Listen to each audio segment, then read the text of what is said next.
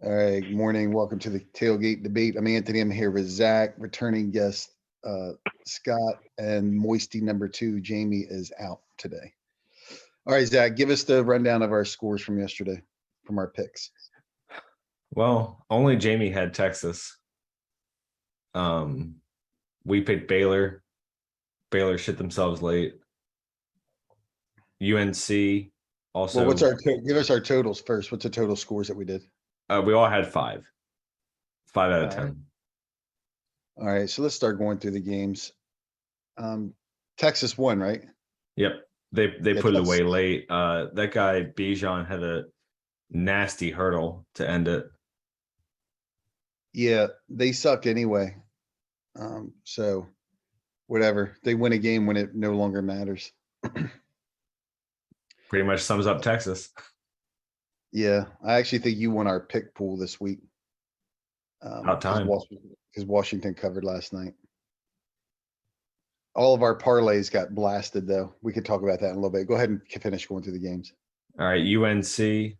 We all had North Carolina, and they just melted down against NC State. They lost by 2, right? NC State beat them by 2, I think. That's a weird game. I didn't think NC State was any good at all. I don't think North Carolina is good either, but that's a strange outcome to that game. The ACC is just really, really, really, really bad. Well, yeah, and it's rivalry weekend, so they lost in double overtime. Well, still a weird outcome, I think. But it is what it is. All right, so the ACC is completely out of the playoffs. I mean, they're done because Clemson got cooked by South Carolina too. When I say cooked, I mean they lost by a point. They still got outplayed. What'd you say? No, I was saying they still got completely outplayed that entire game. Clemson's no good. That might have been my favorite game of the weekend because Dabo Swinney went out of his way to shit on Tennessee for losing to South Carolina and then followed it up with a loss at home. What did he say about Tennessee? That we overlooked them because we were looking for the playoffs and stuff. And he was just shitting on us. Well, he was laughing about it. In his press conference, he started giggling about it. Said, "Oh, we made Spencer Rattler." He didn't say Heisman, but that's what we say. But essentially, he just said we made Rattler one of the best QBs in the country because all he did was sit in the pocket all day, and we're not going to do that, or something along those lines. And then they turned around and did the same thing. Sounds good. Well, Dabo got his. Listen, Clemson's on the decline big time, so I don't pay any attention to Dabo Swinney. I mean, the people that are still paying attention to Clemson, I don't understand why. The ACC is a complete joke. There's literally no contenders in that conference. None. Clemson was all they had to hang their hat on. They had Miami pretty highly ranked coming into the season. All these teams were a bust. So the ACC is just it's really weak. So there's really nothing to talk about there. What else you guys got? Miami might be second on the overhype train behind Texas. Every fucking year, Miami's ranked in the top 25. Every year. People are calling them a dark horse playoff contender. And they just keep going 500. Putting up 10 points a game. Yeah. Miami lost to Pitt yesterday, right? By about 30, yeah. Yeah. Well, at least it was close. Yeah. All right, let's keep going through the games. None of these have been very eventful so far. Florida State. Only Jamie had Florida State. We had Florida. Yeah, I actually thought Florida would win this game. I don't know why I thought that after they just lost to Vanderbilt, but that's how poorly I think of the ACC. I know I'm not recorded in those standings because I don't have the spreadsheet to put it in. But I just want to say, if you go back to the podcast, I picked Florida State as well. We'll take your word for it. It was me and Jamie. Jamie and I. Florida has to be on the coaching hot seat, right? I mean, the dude's 1 year in. He lost to Vandy, Kentucky, Tennessee, and Florida State. He definitely and LSU. He definitely lost to every game that matters. Yeah, and LSU and Georgia throttled him. So, in Georgia, yeah. So I don't think what is Florida 6-6? They're bowl eligible, right? I believe so. I mean, They beat Missouri and South Carolina. It's a bad showing for Florida. Yeah, they're 6-6. Napier. They're going to get. I think Napier's going to get a year or two, but this was a really bad showing, a really bad season, and I think a lot of bad indications. I don't understand. I thought we might struggle with Vandy because of some of the fights that Vandy had put up against other teams. But when we have a backup quarterback, we had I think like 10 players sitting out and beat them 56-0. I don't know what the hell that says about the state of Florida's program. I really don't. I expected us to have a much more competitive game with Vanderbilt, even though I don't think Vanderbilt's good, but just because of what's going on. I'm shocked I'm shocked at what Vanderbilt did to Florida and Kentucky, by the way. That's what makes me curious is Florida has talent, presumably. Like their program right now might be going through the same cycle we just went through, where it's just coach after coach and players flooding out, losing to teams you shouldn't. I don't know, but it's a bad look for Napier. They're going to give him. They'll give him at least next year. But I'll tell you what, Florida doesn't do that 3-year thing. If he loses to the same teams next year, he's out. He won't make it past year 2. I'll be honest with you. I give him. I was telling Zach. I think if he doesn't beat, if Tennessee goes in there and beats them next year in Gainesville, whether or not he's fired immediately after that, they've already made their decision. I agree. They may wait until the end of the year, but they've already made their decision. That's just how Florida is. If Tennessee beats them, they're already looking to fire that coach, and it's already happened once this year. Yep. If it happens twice, he's gone.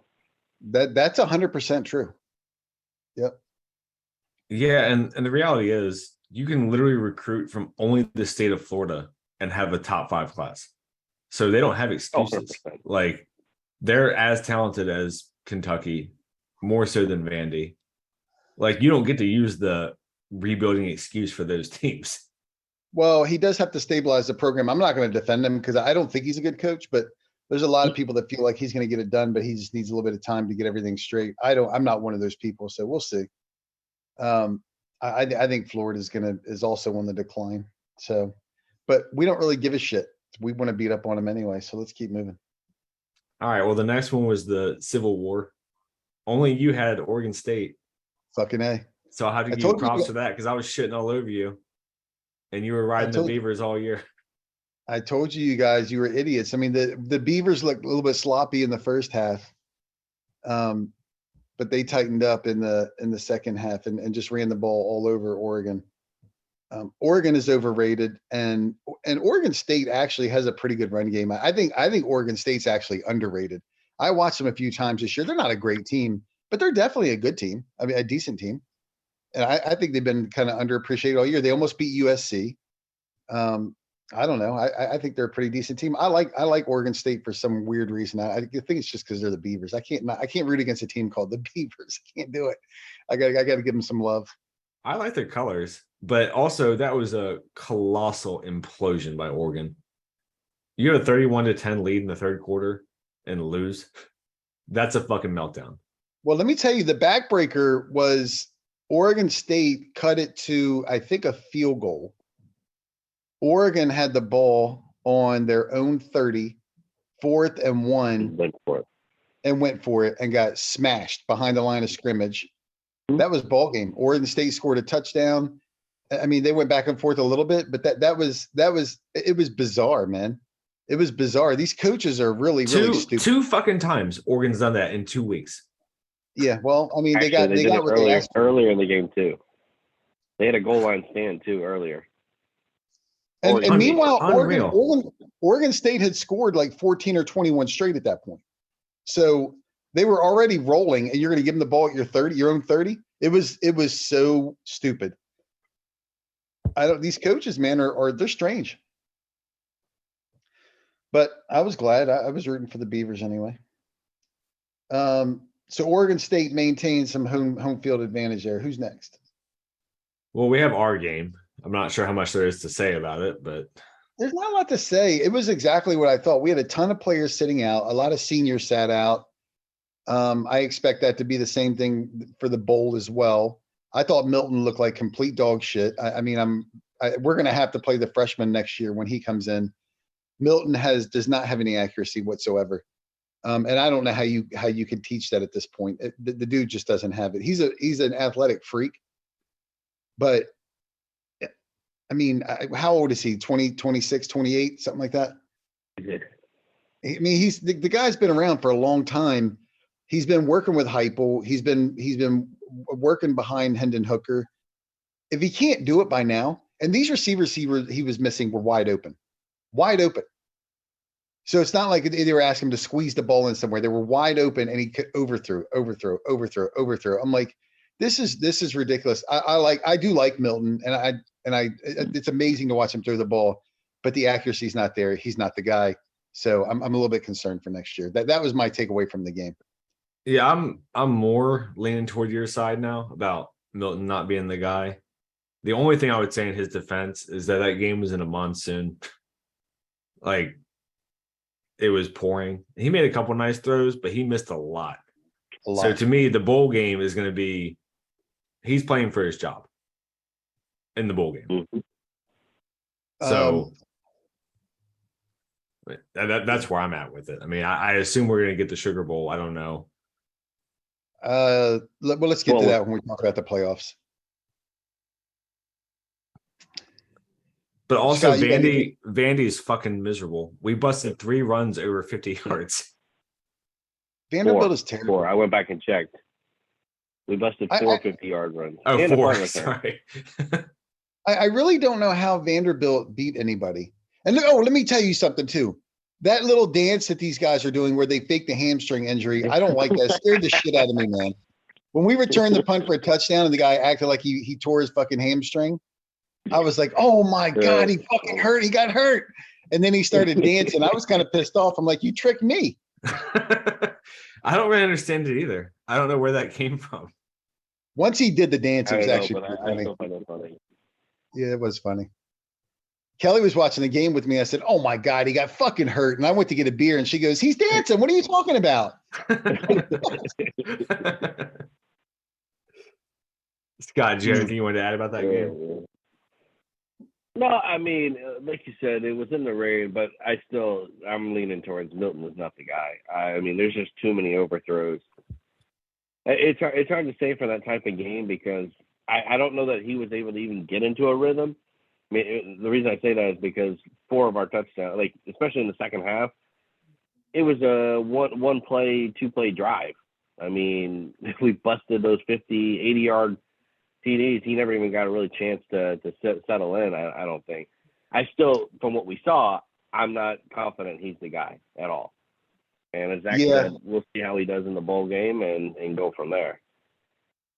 Yeah, it's a shame because physically, he might be the most gifted quarterback I've seen for college. Like he's an absolute freak. He's an athletic freak. Yeah. And I like him, and he seems to have a good attitude. He seems to be connected with the players. I'm rooting for him as much as anybody else, but he can't get it done. Yeah, I mean, at the end of the day, if you can't complete passes on 3rd and 8, you shouldn't be a quarterback. That's really all there is to it. Can't be. What were you saying, Scott?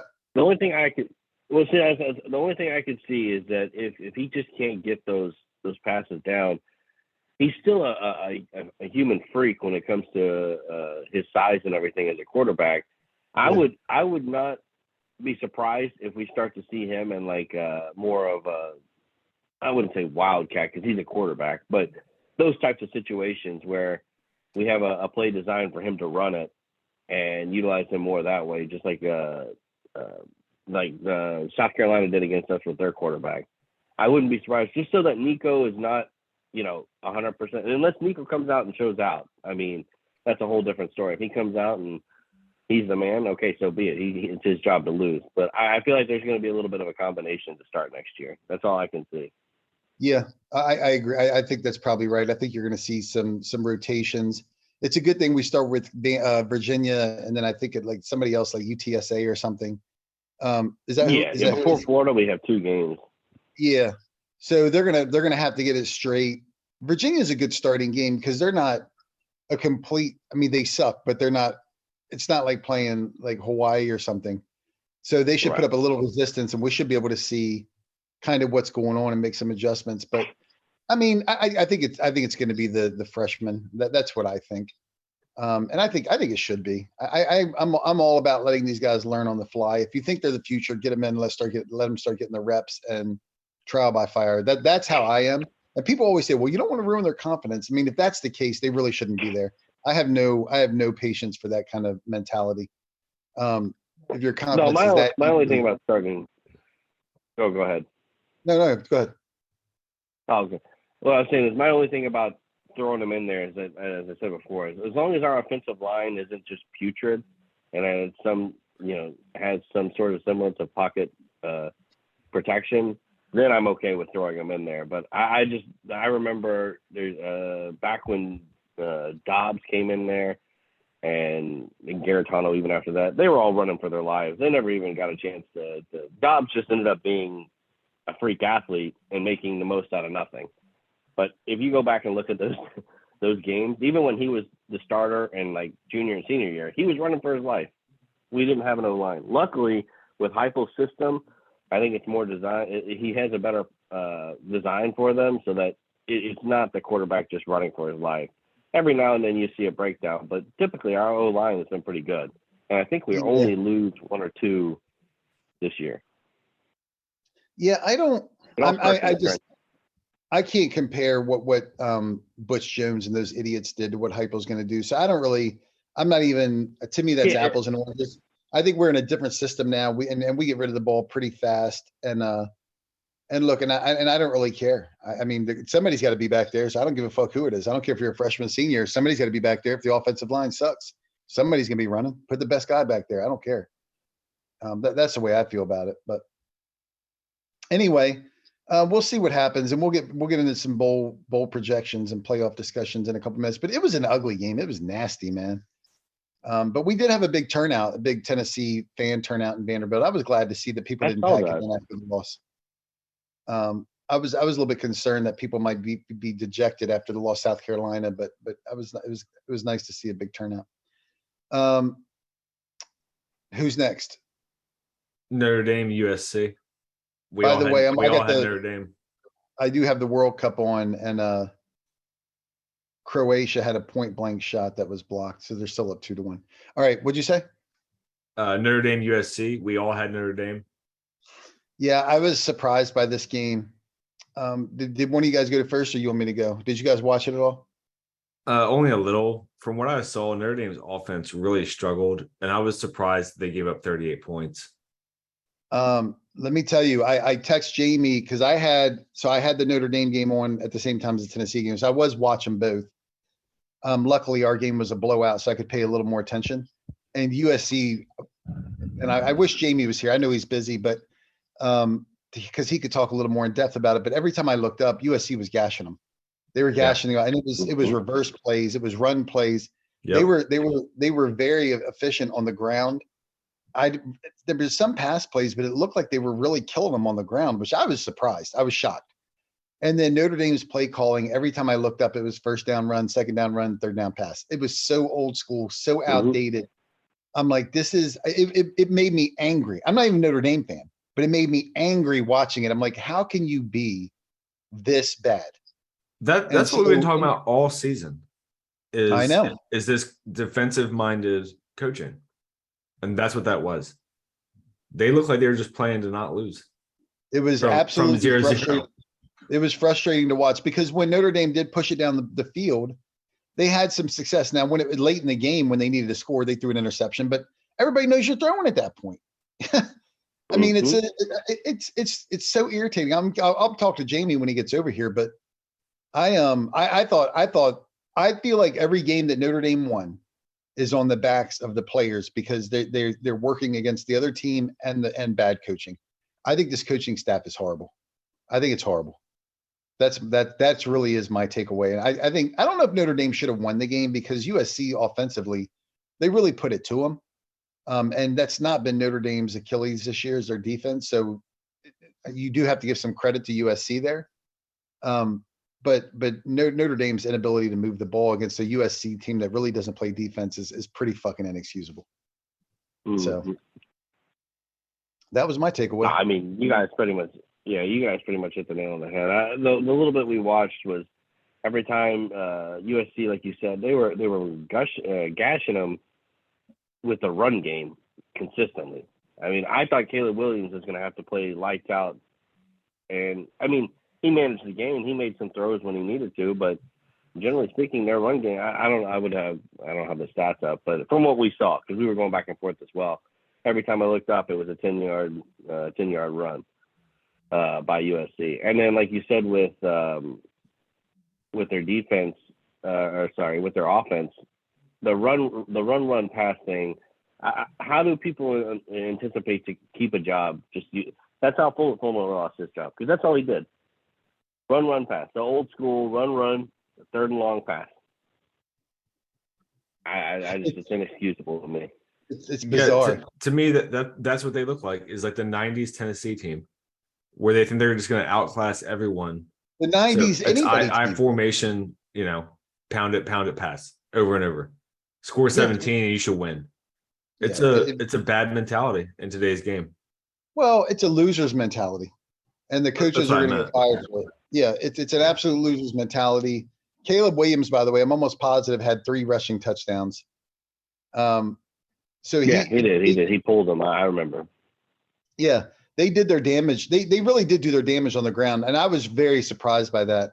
And I did watch the post-game interview with Caleb Williams. So let me just tell you right now, that dude's a fucking asshole. So I was not at all impressed with that interview. And the announcer said, what did your coach tell you to do? And he said, you just told me to be special. And I'm like, I fucking turned. I'm like, I can't listen to this bullshit. Just be special. Yeah, I mean, if he's lucky, they'll get matched up with Georgia and he'll get his wake-up call. I'm going to tell you guys something else too. I don't like these interviews. This is a side note. I don't like these post-game interviews where these guys, they say first and foremost, I want to thank God for giving me the opportunity to be here and compete like this. I mean, it drives me crazy. I mean, I don't care if you're religious and that's what your beliefs. I'm not shitting on that, but this notion that God wants you to win your football game is just really irritating to me. It just drives me crazy. It just drives me crazy. Like, oh, really? That's his focus, is to get you to win your football game. All right, sounds good. Whatever. I don't know. It's kind of nitpicky, but it drives me. I don't like it. It's the same shit at the Oscars and the Emmys and all that. Absolutely, all of it. I'm not sports. All of it. Absolutely. And just to be clear, like I'm not on that one guy. Yeah, exactly. That's what God wants, is for you to win your football game. Let's not worry about world hunger and murder, and let's not worry about those things. You just win the football game, baby. Just win, baby. I don't know, man. I just don't like it. And I know what they're saying, and just trying to express some gratitude. And I get that, but come on, stop it already. Just stop. All right. So the next one was the Iron Bowl. Alabama took care of business. There really isn't much to say. I mean, I thought Auburn looked okay. Auburn put up a little bit of a fight, but yeah, they were just beat. Outclassed. They were outclassed. Yeah. Yeah. That's all there was to it. I actually thought they put up a pretty decent game. I was glad to see them put up a fight. I mean, I don't give a shit about Auburn, but I didn't want to see Alabama run away with it. I do like the Iron Bowl. And I mean, I think Cadillac is done. He looks confused on the sideline, man. So I don't think they're even considering him as the. I think Hugh Freeze is the guy. Freeze. Yeah, they already announced it. It sounds like it's in the works. Yeah. Lane Kiffin signed an extension with Ole Miss, so he's out. So he's going to settle into Ole Miss and win his 9 games a year and collect his $9 million. So he gets $1 million for every win at Ole Miss for the next 20 years. Good for him. Yeah, I mean, Hugh Freeze is in good shape. They have hookers in Alabama, so he's ready to go. I thought his issue was recruiting violations, not hookers. I thought he was having phone sex from his work phone. I was going to say it came out. It was the Hugh Freeze thing there was a player that was doing weed and had stuff about getting payments, but what ultimately was his downfall is that he was using his work phone for an escort service. Yeah. and for that's an like escort service. a federal. Yeah, and it's like because he's a public employee or for the state or whatever. That's a criminal offense, if you will. That's why they fired him. All right. Either way, he's back. What do you guys think about the Auburn job? Because we had this conversation the other day. I think the Auburn job is maybe the least desirable in the SEC. No, I don't think so. I think when Auburn is up, Auburn is a legit job. I wouldn't put it on the same level as Alabama or LSU or something like that, but I would put it, but it's a top tier position when they're good. Now, I do think that right now, like on a normal basis, I think if Lane Kiffin had taken the Auburn job, it would have been a lateral move. I think it's a good position, like career wise. My thing is that I think their expectations are national titles, and they just don't quite have that. And they fire coaches at will. I mean, Chiswick won a national title, 2 years later fired. Malzahn lost a national title, 2 years later fired. Chiswick didn't make it. Chiswick didn't make it 2 more years. I think he only coached 1 more year and he got fired. Either way, that's what I'm saying. Like, you can get to the national title, and they just don't care. Like this new guy never had a chance. They sucked. Like, I don't think he was the guy, but he got a year and a half, and they moved him out. Yeah, but there was speculation that he was going to be scapegoated the whole way through. Like he was set up for failure right from the beginning. So I think most people's opinions are that he didn't really fail, that he was set up to fail and was never going to be the long-term solution, but essentially scapegoated. And now they're going to bring in the coach that they want. And then Hugh Freeze I want to take it back. I think the difference between between Auburn and Ole Miss, Auburn does compete for titles. So if you get a good coach in there, Auburn's going to compete for a national title every 5 or 6 years. They are going to. They have. They have multiple undefeated teams. They've gotten snubbed a few times. Go ahead, Scott. I just wanted to correct something real quick. Malzahn actually was there for 7 years. And his first year is the year they made the title game. The only reason he kept his job is because I'm pretty sure he had a 500 record against Saban. Like, they would do terrible throughout the season. Then he would beat Alabama in the Iron Bowl. He would get an extra year, come back. They would lose. He'd be on the hot seat again. Then he beat Alabama once again the next year after that. Until they finally said, I think it was after the COVID year, they said, okay, enough of that. Because they went like 2-8 or something. Okay. Well, I'll stand corrected then. But no, just more along the lines, they expect titles. But the only reason he kept it is because Saban lost to him. If you check, Malzahn beat him like 3 or 4 times. That's the only reason he kept his job. Hugh Freeze also beat him a couple times. So they're talking about Hugh Freeze's record against Saban. Listen, Hugh Freeze is I think is gonna help expedite Saban's retirement. The SEC's gotten very difficult. It's always been difficult. It's always been the toughest conference, but these coaches that are coming in are no joke. And everybody's looking to beat the shit out of everybody. And it's gotten absolutely cutthroat as teams get better, the NIL, the transfer portal, the ability to get good quick. The SEC is just, it's fucking prison rules. I mean, everybody. I completely agree with that. Like the last 15 years in particular, when you got Spurrier bringing up South Carolina, you got Stoops bringing up Kentucky, even the floor of the SEC has gotten higher. Yeah. So every team can fucking beat you. I mean, absolutely. I mean, it's always been a tough league, but it's crazy tough now, I think. Which I do think make what Georgia's done. I think it makes it that much more impressive over the last 2 years. But I don't want to get too much into Georgia because they talked about them last night on TV and it got on my nerves. So yeah, did you guys watch that game?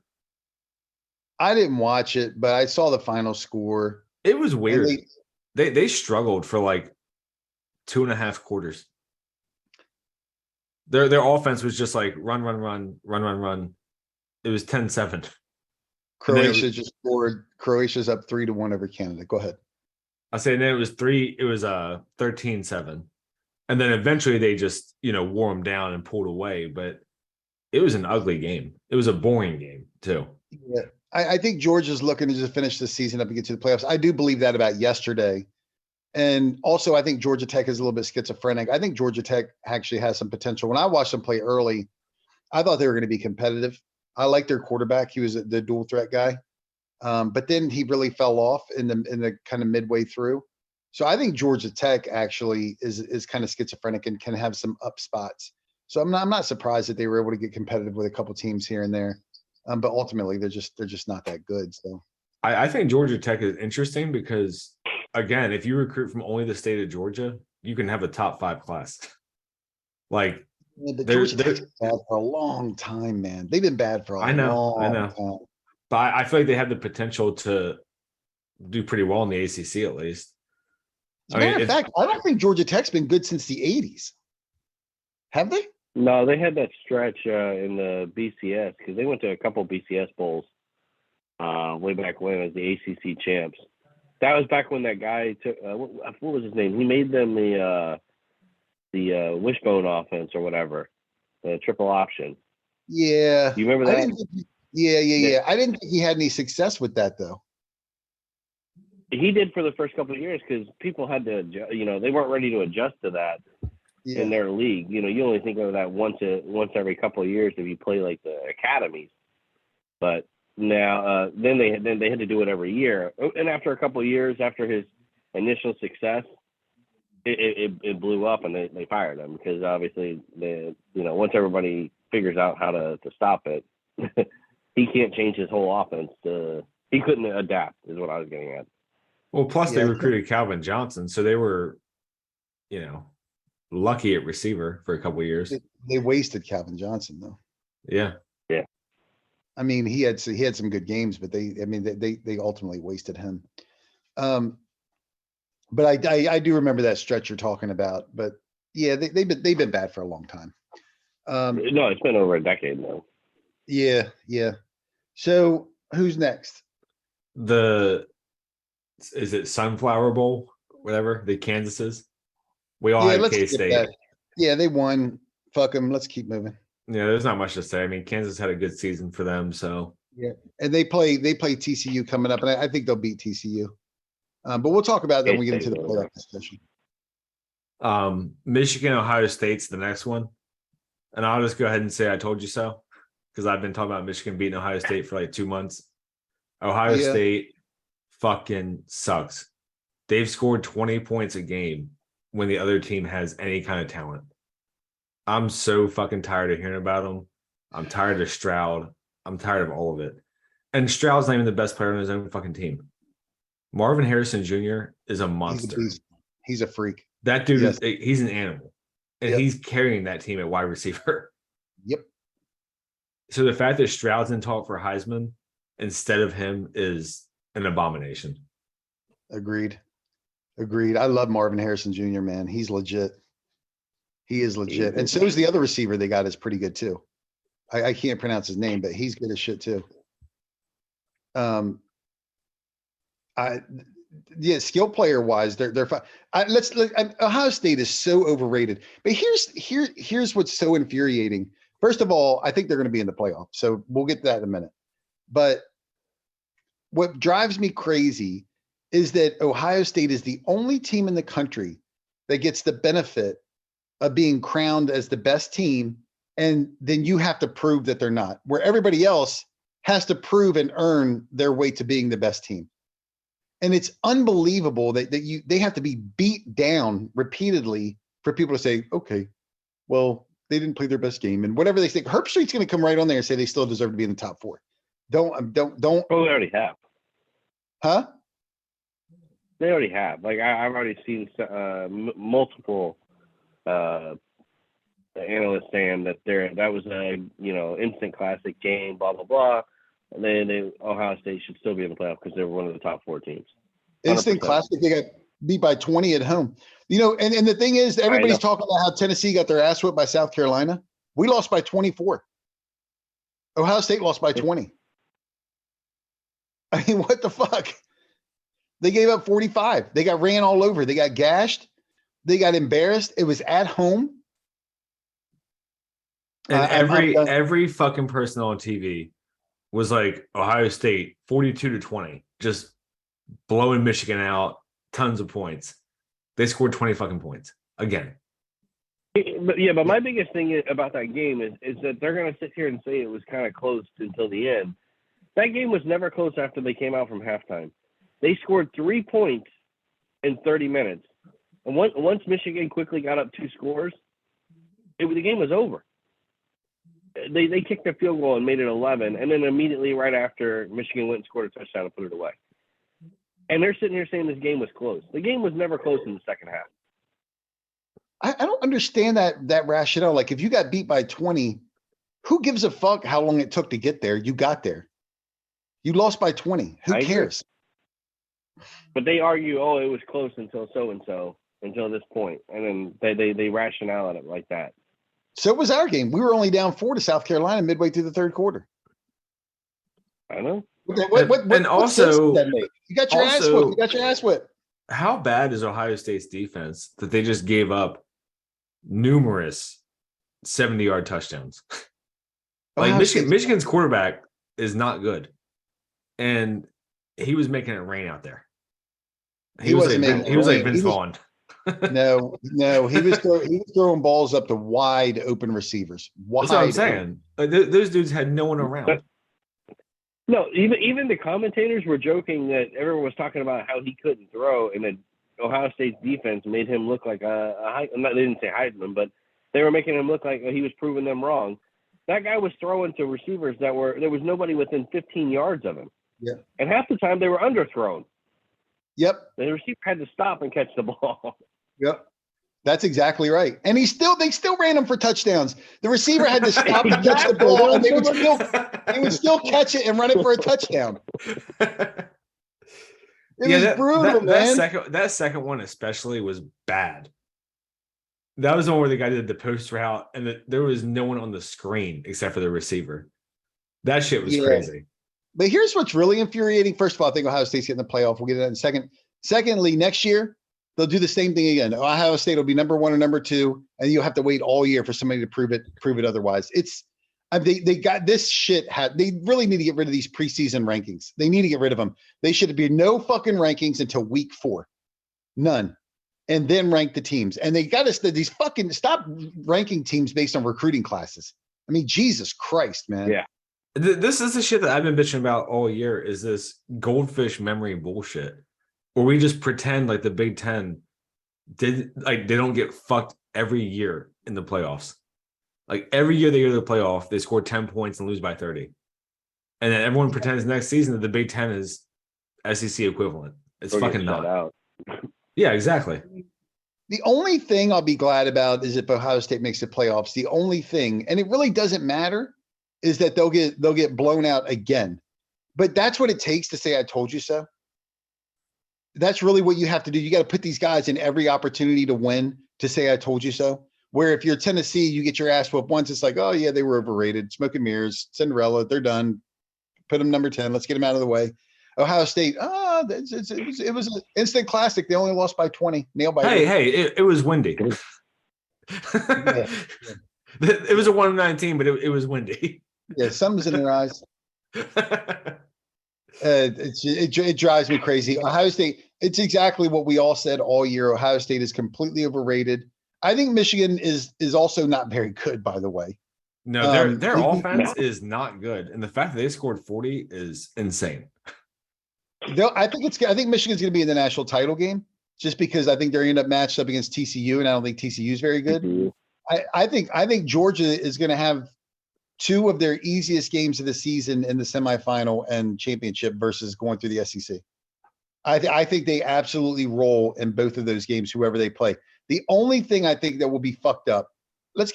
Are we done games so we can get in the playoff? We have Kentucky and Louisville. Nah, that's just not worth it. Kentucky won. I didn't even watch that game, so. All right, well, you guys had Louisville, so I had Kentucky. Yeah, Kentucky, number 1 draft pick, carrying them. Yeah, Levis is awesome. Yeah, he's great. I would draft him. I'd pay him $300 million too.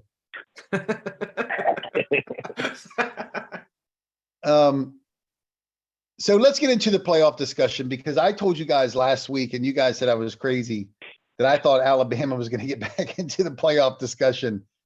And here we are. And here we are. So if you look at it, so right now in the playoff rankings, I'm going to go from top 10. We're number 10. Okay. Oregon is number 9. They lost. Clemson is number 8. They lost. Bama is number 7. Number 6 is USC. They won. Number 5 is LSU. They lost. So LSU, Clemson, Oregon, they're all done. They're all going to drop to 8 or below. We're all going to move up. So Tennessee should be at 7. Bama will be no worse than 6. And that's with USC going to 5, right?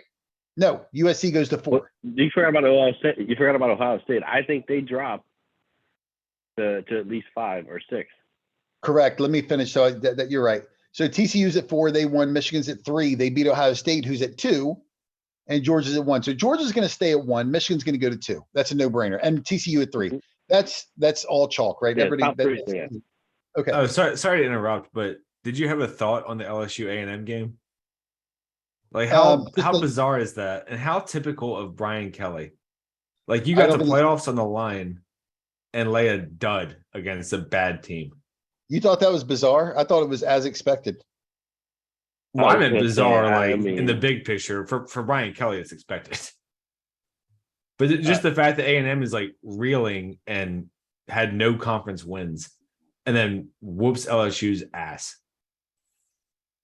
I literally was sitting here, you're like, yep, no surprise here. Same old shit with Brian Kelly. I mean, he's a fucking choke artist. I mean, they tried to lose to Arkansas the week before, so. Exactly. And they didn't look that great again. 2 weeks ago, there was Arkansas, and then they had that game in between against somebody a small school. There was a game in between. Yeah, but they didn't look great in that game either. Listen, LSU's been overrated. We've all been talking about this all year, that these teams are not that good. All you got to do is watch them play. Stop listening to the media. Just watch the game, and you can see that they're not that good. And LSU is who we thought they were. Ohio State is who we thought they were. I mean, Oregon is who we thought they were. They got beefed up. I mean, it is what it is. And fucking LSU is going to the SEC title game. That shit's crazy. Yeah. It doesn't matter. It's going to be a walk for Georgia. Georgia's going to roll those dudes, man. They're going to roll. I think SEC championship is when Georgia's going to wake up, because they've been kind of cruising the whole season. And I think they're going to dismantle LSU. I think it's going to be like 40-3.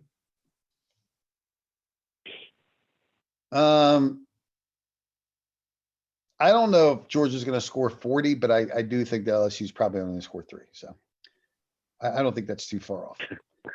All right. Yeah, because Georgia wants to finish this deal. I mean, this is what they've been playing for all year. So I think the next 3 games you see balls out football, and I don't think that there's any teams that are going to be in the playoff that can compete. After watching Michigan, Ohio State, TCU, we know TCU's not that good.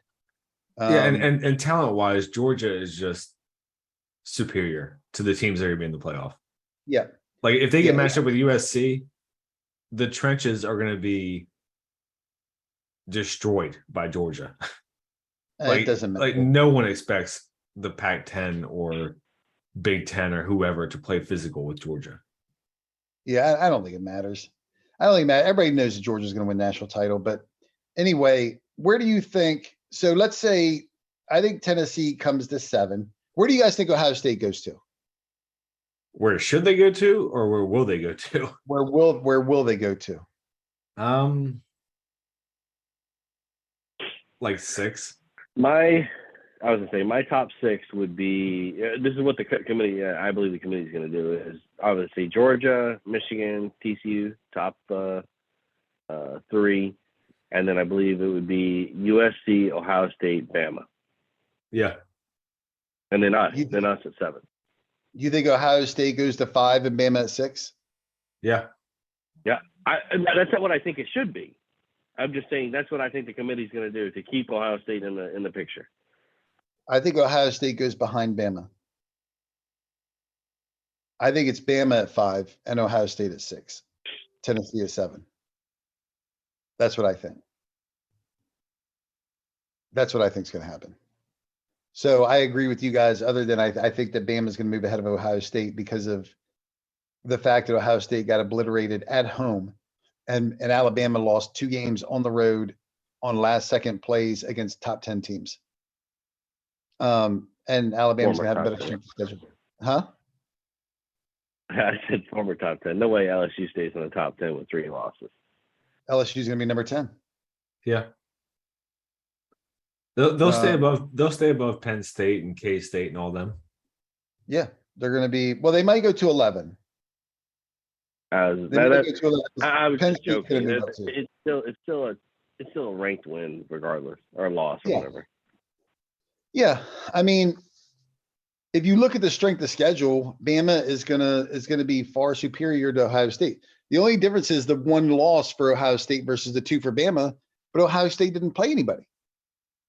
They only have a win against Notre Dame, who's ranked, and I think they still will be, but they shouldn't be. But they're gonna go all the way down to like I don't know, 22 or something. But Yeah, even I still, was you're gonna talking- guess 23. 25. Yeah. yeah. So either way, you're talking about a team that's 8-4. Okay. So Ohio State beat an 8-4 Notre Dame team. That's the 1 ranked win. And Penn State, who's now going to be in the top 10, which is complete fucking bullshit. Complete bullshit. And Penn State actually might be the team that we end up playing in the fucking Sugar Bowl. Yeah. We'll see.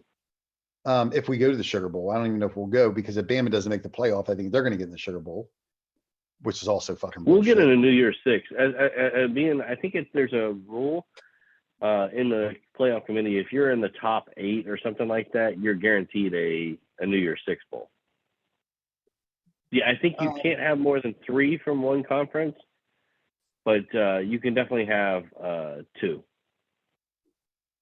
Yeah, I mean, but I want the Sugar Bowl. I don't care about the New Year's 6 crap. But I agree. I'm just saying that. Yeah, I mean, So- my dream scenario is that we get matched up with Ohio State. So That's, I that's not think. going to happen. Ohio State's going to the Rose Bowl. Oh yeah, I forgot about the Big Ten, Pac-10 thing. Yeah, well, it's Pac-12, but yeah, if they're not in the, if Ohio State's not in the playoff, they're in the Rose Bowl. So, and So they're gonna get that. matched up with like Utah or something. USC or Utah. Hmm. Or Oregon. I don't know which one though, because Utah, if they take another loss, I don't know if that would put them behind Oregon, or I don't know how that would work. But yeah, they'll get to feast on somebody who's, they might fucking lose to one of those guys. Oregon beat them last year. So maybe Oregon might beat them again if they play them. Either way. Bo Nix for Heisman. Yeah. So I think Tennessee comes to 7 and we're done. I think that's it. If TCU loses, you guys think they stay in the top 4? No way. No. They'll drop to like 12.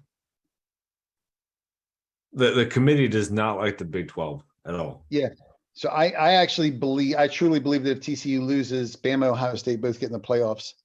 I think that's the path of least resistance for the playoffs. They know, for the committee, they know that there will be no controversy because nobody cares about the Big 12. They get all the big brands back in there. And Are you easy. assuming USC It all loses? depends. USC has to lose. Yeah, I'm assuming USC loses too. Yeah. Yeah. No. If TCU and USC both lose, it'll be wild. It'll be Bama, Ohio State. The reason I think I'm going to root for USC and TCU. Well, here's the thing about the TCU and USC loss, where things get wild, is because now, yes, Ohio State with 1 loss probably would still get in. The argument actually then falls between Tennessee and Bama. Yeah, because we both had 2 losses and we have the head-to-head. And we have the head-to-head. Yeah. And the committee looks at that. That's why I said, so when if just say chaos happens and USC loses and TCU loses, it would the Ohio State would get in with the 1 loss because they're gonna reward that brand or whatever. I actually think that the last spot is going to be between Tennessee and Bama, and that's where it's going to get interesting. So because we have the head-to-head. So you think, and this is the reason I'm skeptical about that position. I agree that that's what should happen, but if the new rankings come out, Bama's 6 and we're 7, you think they're gonna jump us over Bama when neither one of us play? So how they do their rankings. I know people talk about precedent and everything because they do it weekly. They scrap everything. This is what they say they do. They scrap everything and redo the rankings each week. So when you come back in that final ranking, you're supposed to look at everything as a full product, right? You look at the schedules. You look between us and Bama. That's like, you know, the top 3, whatever they will be. But then you have to look at that final spot and the teams that are competing for that final spot. You have to look at the whole schedule at that point for the last ranking. And then when you pull those 2 rankings up, why should Bama be ahead of us? I agree with that, but in order for that rationale to work, they would have to put us in Bama in the next ranking. They would have to put us ahead in the next ranking. They would need to do that now. They have already shown that they don't have to do that because it was just a couple of years ago. I think it was the Ohio State year. Whenever they jumped Penn State. If you remember, Penn State had 2 losses. They beat Ohio State like at the end of the year. So Ohio State had 1 loss. Penn State won the Big Ten. Ohio State jumped them. Yeah. And went into the playoffs with 1 loss. I don't know how you could rationalize a 2-loss Bama being in over us with the head-to-head. That's what I'm saying. When if they do what they say they're supposed to do, which is what I said, they take each week separate.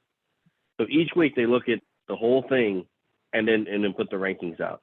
So when it comes down to the final week after championship weekend, if chaos ensued or whatever, you would have to look at Bama and Tennessee's schedule and have to rank them based on that, on who did what. And head to head is a deciding factor, especially when neither one won their division or their conference.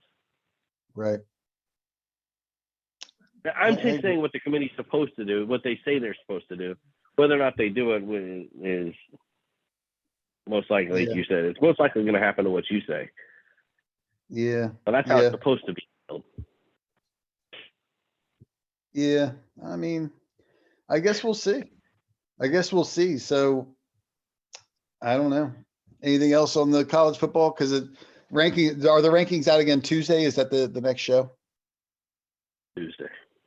Yeah, I'll keep an eye on it just to kind of see how the movement goes. What's the AP? The final today? rankings are Sunday. What's the AP look like today? I didn't check. AP poll. It might not be out yet. I don't know. No, it is because. No, wait, maybe it's not. It's not up. No, because this one has Ohio State still.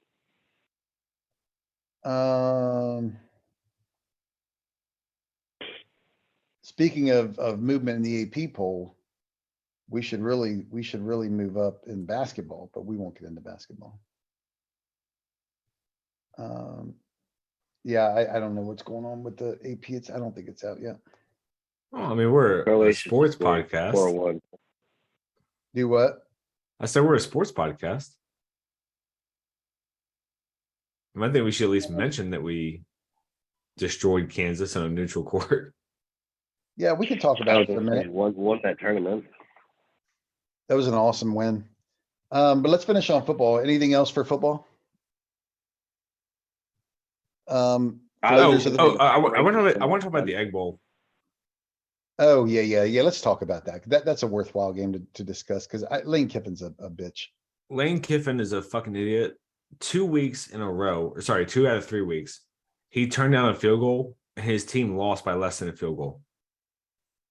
4th and 4 at the fucking 10-yard line. Turned down a field goal. The game was 16-14 in the third quarter. So points are a premium. They just didn't take them. Yeah. I don't even think that was the most egregious thing that he did. I agree that it's stupid. I don't understand it. But on the final drive, they're down 8. He runs the ball half the plays. I'm like, you're right. Yeah. There's about 4.5 minutes left, 5 minutes left. But you're basically putting all your stock into one drive now because you keep running the ball. So, okay. So they run the ball. It works. They score. So now they have, I think, a minute and a half, 2 minutes, something like that. So they need a 2-point conversion to tie. They have 3 timeouts left. So if they don't get the 2-point conversion, they can still get a stop. Well, they got the onside kick and then they get a stop and use all 3 timeouts, get the ball back. So they have 2 ways to get the ball back. So before they go for the 2-point try, they call a timeout. They line up, don't like it, call a timeout. Now the game is over if you don't get the 2-point conversion. It was the most bizarre thing I've ever seen from a coach that's been in the coaching realm now for 15 years. I mean, the dude's been around. He's got plenty of experience as a head coach, as offensive coordinator. And that's what you do. It was the dumbest thing I've seen since Les Miles. Couldn't believe it. So yes, I think Lane Kiffin is way overrated, and congratulations, Ole Miss, on extending him. Good for you. And I think what makes that even worse is that Ole Miss lined up in a specific formation, called a timeout. Lined up in the same formation, called a timeout. Presumably, they're trying to get a read on the defense. They come out in a different formation. They go 5 wide after using 2 timeouts to get a read on the defense. Like, what are you doing? You wasted your timeouts, like, completely. And then it was a dog shit play call. They called a shovel pass. No, I don't know that the play call was bad, because we've done it several times. What I don't like about it is that, like you said, the 2 timeouts. If you were going to run that play, which I'm sure he had in his mind, he was going to run that play all along, 100% convinced. Because if you look at the formations he came out, like you were saying, Zach, they were all tight and tucked in, ready to run. There was no way they were going to try and run the football for that 2-point conversion. No way. They were trying to get a read on the defense. But they had the play that they were going to do all along. And if he had just ran that on the first one, because that's what we did. I can't recall which It was game Bama. I think it was Bama. It was Bama. We came out, we ran the 2-point conversion, we ran that shovel pass. We didn't call timeout or anything like that. I think Bama might have, but we didn't. We knew the play we were going to run. We came out and we ran it. When you go to those 2-point conversions, there is one play in your playbook that you know you're going to call for that when you have to get it. That's how every coach is. You have one play that you know you can get that score, and that's the one you call when you need it most. Yeah, it was bizarre. It was a bizarre sequence. I think Lane Kiffin is a bum. I don't think he's a good coach. I think he's an absolute bum. And I think he's always going to be an 8, 9, on occasion 10-win coach, and that's it. That's just it. So congratulations for Ole Miss for getting the same coach they've had for 100,000 years now. And also, I do want to bitch about the officiating that game, because, well, the officiating and the commentary.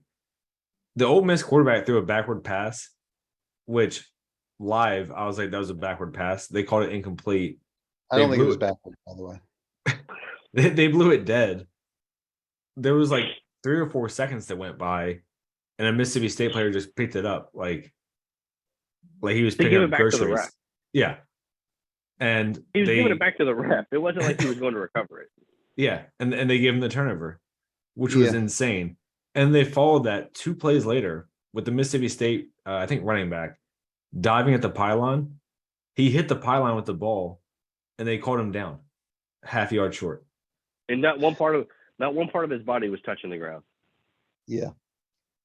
Yeah, it's bizarre. The officiating has been bizarre all year. All year. It's been terrible. And I just don't understand. Like, it's the SEC. Like, you're college referees. These dudes are probably getting 6 figures. Like, they don't know the not getting rules. 6 figures. We've talked about this. The referees don't get 6 figures. They get like $1,000 a game or $2,000 a game. They're not getting 6 figures to rep these games. They all work. This is a part-time gig for them, but they still suck. So I don't really care. I don't care if you can make $1,000 or $500. If you're the official, you're the official. You got to call the game the right way. So the money you make is irrelevant. You're getting paid for it. Well, you're getting paid for it. You better do your fucking job. Right. In high school, they get paid what, $200 a game? You're still expected to do the same job. Yep. Yeah, I just wanted to bring that up because the officiating in the SEC has been so bad all season. It's insane. See, I think that's the issue. Like, I just don't care how much money they make. You've got a job to do. You need to fucking do it. And And it's not that they've made some mistakes. It's been atrocious. Yeah. I mean, Zach, you and I are disagreeing on the fact whether or not the pass was backwards, but they definitely blew it dead. Everybody was there was 3 guys going for that ball. The referee blew it dead. And then they said there was a clear recovery. It was bizarre, the most bizarre thing. It was absolutely bizarre. Yeah. And I've seen multiple replays. Insane. Yeah, I saw multiple replays this weekend where the announcers are like, yeah, this is pretty clear that this is going to be overturned. And the referees are like, play stands. And they're like, huh? I mean, there's a lot of confusion with these calls. It's not just like fans bitching. Even the announcers are like, this doesn't make any sense at all. So it is what it is. The refereeing sucks. But let's do our fillators. I got mine if you guys. I got mine too. So. I'm still thinking. Mine is the SEC West. So it's Lane Kiffin, Brian Kelly, Mike Leach. The fact that they're going to bring back Hugh Freeze, a known cheater, Nick Saban, who's a complete asshole. It's the coaching in the Jimbo Fisher, who's he's a weirdo. And then you got the hillbilly in Arkansas, who's the only coach in the West that I actually like. Because I think he's the only dude that's somewhat normal. But he's a shitty coach. Arkansas sucks. So the coaching in the SEC West are my fillators of the week. They're either weird, incompetent, or the complete assholes. So SEC West, I'm done with you. Mine's Billy Napier. Like, you come to Florida, you got talent. You lose to Vandy, Kentucky, Tennessee beat your ass, Florida State. You have no business being there. Like, he's clearly in over his head. He's not the guy. And I know that everybody's going to try to justify, well, it's his first season and blah, blah, blah. Florida has talent. Florida's been recruiting top 10 classes for a decade. So at the end of the day, you just have a shitty coach. Agreed. What you guys got? Well, mine was going to be a little bit of both. It was going to be Kentucky and Florida. After watching Tennessee play Vanderbilt with not full squad, I forgot, we didn't have anybody. I remember David sent us a picture of all the, like, listing all the defensive backs that we had out. We had 6 DBs out. Yes. And 3 of them were the starters from the previous week. So we had nobody in the secondary. Yep. They were all walk-ons. And Vandy scored 0 points against us. What the fuck are you doing at Florida and Kentucky? Yep. A team that just got railroaded by South Carolina, where we couldn't get a stop to save our life. I'm pretty sure we only stopped them maybe once in about 12 drives. And this team couldn't score 0, and you lost to them. And I'm pretty sure Florida lost handily to Vandy. They were down by 10 late, so 2 scores. Yeah, one of them. Yeah, 2 scores. That's what I'm saying. It wasn't like those two schools in general. Fuck Kentucky, fuck Florida. They're my fillators. Also, I have an extra credit ball sucker I want to throw out is Kirk Herbstreit. The motherfucker went out of his way to call us out on the playoff show.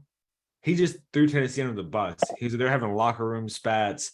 These guys have nothing. I'm picking Vandy right now. Total dickhead. Is that what he said? Yeah. He went fucking off the wall. Like, that shit was out of control. He's such a homer. It's unbelievable. He's an asshole. I'm really sick of this Tennessee haterism by the ESPN Game Day crew. And you know what? And every time that you say that, they get on there and they're like, oh, we're going to hear from the Tennessee fans. You know, that's what the fans do. So they absolutely chalk it up to the fans are just irrational. Meanwhile, these guys are complete assholes and openly root against teams, but then blame the irrationality of the fans to excuse it. I can't. I don't even watch it. I'm completely done with Game Day, Herbstreit, the fucking bear. They have a degenerate gambler on there giving analysis on football games who's pissed off because he's losing his bets. I mean, it's unbelievable, this goddamn show, man. I can't stand ESPN. They can all go fuck themselves. I really don't care. I do like Reese Davis, though. Yeah. Did you watch Game Day yesterday? Fuck no. Corso tried to wave to the crowd. He couldn't even give his fucking arm. Oh, yeah. Like he needs to be retired. It's shameful that they keep wheeling him out there. It really is. That's what I'm saying. It's gross. It's unbelievable. I mean, the dude but let him go. Let him go. Let him get some rest. I mean, the dude needs to retire. It's shameful and it's hard to watch, but that's on them. Whatever. I mean, it's whatever. So the how was your guys' Thanksgiving? Because I have a quick Thanksgiving story. We had gravy and biscuits and just hung out. Yeah, we had the traditional with my family on Thanksgiving and Kelly's family on the day after Thanksgiving. So Kelly's sister came into town and we were sitting around talking after dinner. And I was telling them that I was watching Breaking Bad again, that I hadn't seen it in like 6 years or something. So I figured I would watch it again. And her sister straight up goes, "So have you ever tried crystal meth?" I was so caught off guard. I'm like, "What?" She's like, "Have you ever done meth?" And I'm like, "Is that a real question? Like, where does that come from?" Is that something people just do casually? That's what I said. I'm like, it sounds like here's a hand, do some meth. I'm like that, and that's how I ended my sort of Thanksgiving gatherings was that question. I'm like, all right, I mean, okay, whatever. I didn't know that because you watched the show that meant that you had some like personal connection. So if you watch Dexter, does that mean that you murdered somebody? Apparently so. It was bizarre. I was actually pretty pissed at the question, which I mean, the answer is no, by the way, for all the listeners. I would hope. Yeah. I mean, is that like whatever, man. So anyways, that was the end of my Thanksgiving weekends. But we did have a good basketball win in the battle for Atlantis. So Tennessee's basketball team, I think, bouncing back nicely from that weird loss to Colorado. Yeah, our offense is schizophrenic, and I think it's coaching, because the game against Colorado and the game against USC, there was like a 5 or 10 minute window where there was just no movement. Like everyone just walked down the court and then stood still. Yeah. It looked like a pickup game or something. It was weird. And Scott and I were sitting there watching it, and I was like, pass the ball to Phillips at the free throw line and let him work. But the dude had like, what, he had 24 points out of 70 or something? 25, yeah. Yeah. Like, why can these coaches not see it when that's their job? Yeah, I don't know why we're not taking the offense through Phillips. I mean, he's clearly the best guy on the floor. Also, it did hurt us that Josiah James was out. Josiah James, yeah, he didn't play. Yeah. I know, and he's one of our if he's not the best offensive player, he's the second best behind Phillips, I think. And the fact that we're able to win this tournament with him on the bench, I think is a pretty big deal. So getting him back, I think, to head into the season, because I know we play Maryland in a couple weeks, and you guys know how I feel about Maryland athletics. So I think Maryland's a decent team. Maryland's always got a decent basketball team, so that should be a pretty good game. That game is in Brooklyn. I think it's on December the 11th, so a couple weeks. I don't know what December 11th is. That a Saturday or something? I'm not even sure. Do they still have the same coach? It's a Sunday. No, they fired him. They're under a new coach now. Yeah, that dude was a bum. They're ranked though. Maryland's ranked? Yeah, they're one. They were one spot behind us. Oh, not for long. Did Not they after lose? we put them. No, but we beat Kansas, man. We'll jump way up. Oh no, Right. no, I agree with that. They haven't. They've only played one. Or they played St. Louis and they played Miami. I think those are the only two Division I teams. It says Coppin State, Binghamton, and then West Carolina and Niagara. So they've only played like one legit team, and Miami sucks. So it sounds like their football schedule. Yeah. Do you remember when Maryland played Wofford and their best receiver was blind? Oh yeah. I do. And Wofford beat them. He was legally blind. And Wofford beat them. Yeah, that was crazy.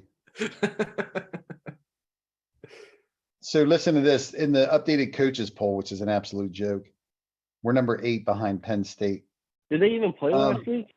Yeah, they beat somebody that nobody cares about. I mean, nobody cares about Penn State. Or They the beat Big Ten. Michigan State, who's like 1-10. Right, big win. All right, So they beat Rutgers and Michigan State, big wins.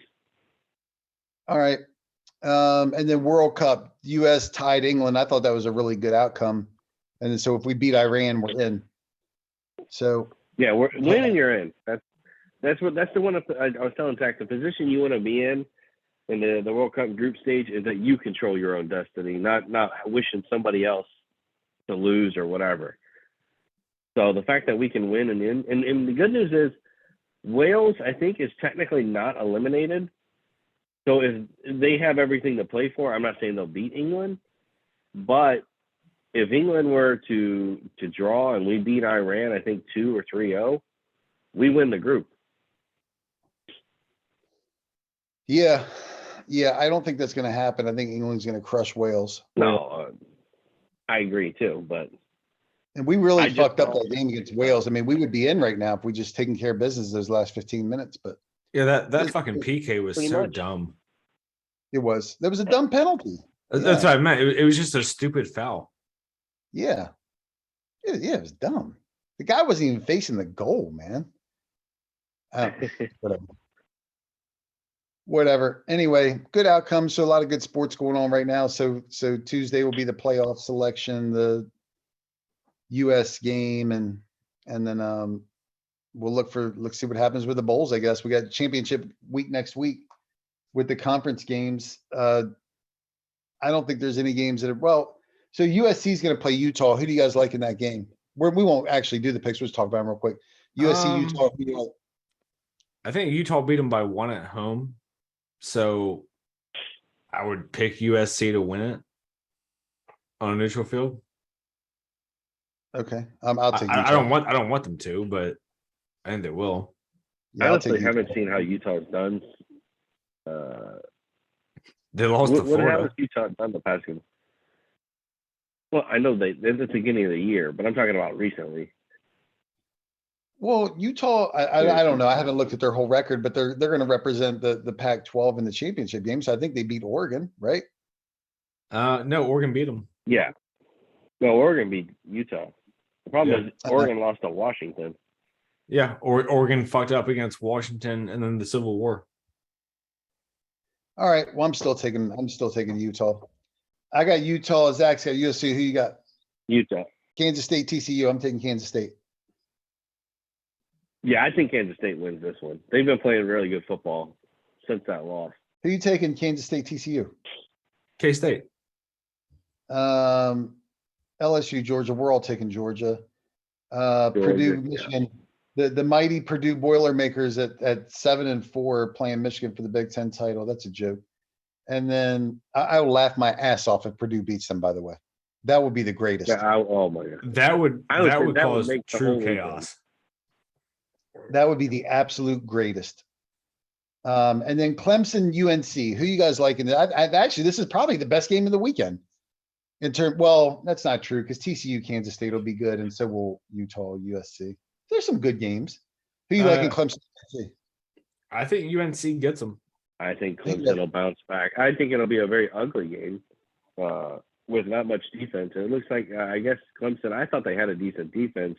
Their offense was just always terrible. But, I mean, Spencer Rattler, unless Spencer Rattler is just a new Heisman, they exploited Clemson's defense pretty well this past weekend. I think Clemson squeaks it out, though. I do too. I think Clemson beats UNC. UNC just can't play any defense. Clemson's issue is they can't score, but everybody can score in UNC. So I think Clemson's going to win the game. And then Heisman. Who you guys like for the Heisman? Hooker. Who I actually think is going to win is probably Caleb Williams now. Last man standing, right? Quarterback. Yeah, pretty much. I mean, literally everybody has just completely fallen off the map. Hooker got hurt. Corum got hurt. Stroud looks like shit. The quarterback from North Carolina lost some weird games. There's literally nobody left. It's bizarre. I would have no issue if they give it to Bryce Young again. He's the best player anyway. I agree. It's just I feel like because he's already won it, they're going to be reluctant to give him the second one. I mean, I think technically Hooker should still get the invite, but they don't do that. I mean, once you get hurt, you're out. So he got hurt with only one game left. I think he gets the invite, but he'll be like the third or fourth on the ballot voting. Yeah. It's hard. It's hard for me to sit here and say you can't invite him when he only missed one game. Because he played most of the South Carolina game, and he still played decent that game. That was all on our defense for that game. So I don't know. I don't see how he can't still be invited. I think he should win, especially with everybody else. You look at the strength of schedule and what he did against Bama, against LSU. I mean, Georgia fucked him up. That's the only game where he really got contained. I mean, playing the SEC slate and doing what he did is better than what any other quarterback did. So I would still give it to him. But I think he masked our defense. I think his play masked our defense really well. I mean, we got exposed against South Carolina. Yeah, we did. But we know he's not going to win. It's going to be Caleb Williams. There's nobody left. Or Bryce Young. So whatever. I think he gets the invite though, which is still good. I mean, it's only because they got to invite 4 or 5 people and ain't nobody there. Have a bunch of empty chairs. All right. Let's get ready to watch some NFL, which means it's nap time. All right. So we'll follow up, I guess, later this week. We'll get together for a little bit and talk about the updated playoff rankings and bitch about that a little bit. All right. See you.